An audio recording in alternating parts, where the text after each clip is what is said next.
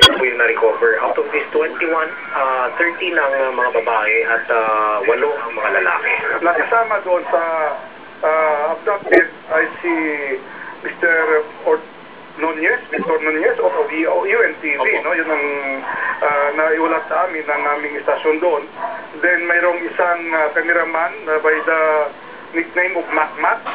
Nakakagulat at nakakalungkot man ang balitang ito, subalit lalo pang tumimo sa aming isipan na bilang mga mamamahayag, kakibat na sa aming trabaho ang panganib at ang pagbubuwis ng buhay. Kahit mapanganib sa lugar na kanilang kinaroroonan, dito naging palakit para kina Victor Nunez at iba pang mga UNTV correspondents sa ngalan ng makabuluhan at balansing pagbabalita, tapang, lakas ng loob at paniniwala sa kahalagaan ng tungkulin ang pinanghahawakan sa kabila ng mga panganib sa daan.